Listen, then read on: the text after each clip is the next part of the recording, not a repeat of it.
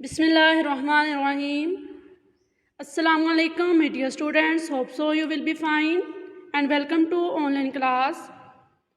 सुनहरी बात, रोशनी की उम्मीद रखो मगर उम्मीदों पर ज़िंदगी मत गुजारो। यानी कि हमें रोशनी की उम्मीद रखनी चाहिए कि ये काम अच्छा हो जाएगा, लेकिन इस उम्मीद पर हमें ज़िंदगी नहीं गुजारनी चाहिए।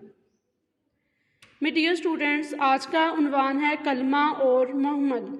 हम आज करेंगे कलमा और मुहम्मल। तदरीसी मकासद, कलमा और मुहम्मल के इस्तेमाल से जुमले बनाने की महारत हासिल कर सकें। बच्चों को इस काबिल बनाना कि वो कलमा और मुहम्मल में वाज़ेह फ़र्क जान सकें। माय डियर स्टूडेंट्स, हमने कलमा और मुहम्मल को ऑलरेडी पढ़ लिया है, इनके बारे में जान लिया है कि कलमा और मुहम्मल क्या होते हैं। तो आज हम इसके करेंगे कि इनसे हम कैसे जुमले बना सकते हैं। तो आइए उससे पहले हम एक दफ़ा देख लेते हैं कि कलमा और मुहम्मल क्या है। कलमा ऐसे अल्फाज जिनके मायने हों उन्हें कलमा कहते हैं, मसलन सैर, बात, चाय, झूठ वगैरह। यानी कि कलमा ऐसे अल्फाज है जिनका कोई ना कोई मायने हो, कोई ना कोई मतलब हो।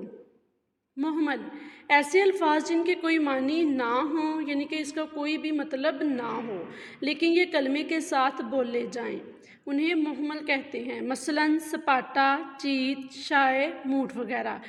जैसे एग्जाम्पल्स इसकी देखते हैं।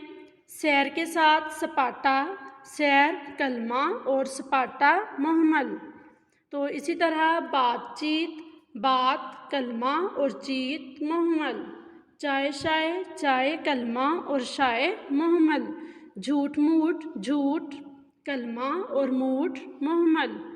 यानी कि ये कलमा और मुहम्मल एक साथ बोले जाते हैं। हम कलमा बामायनी लफ्ज़ और मुहम्मल जिनका कोई भी मतलब ना हो। जी आइए अब देखते हैं कि हम इनसे किस तरह जुमले बना सकते हैं। जी, लड़के शोर शराबा कर रहे थे।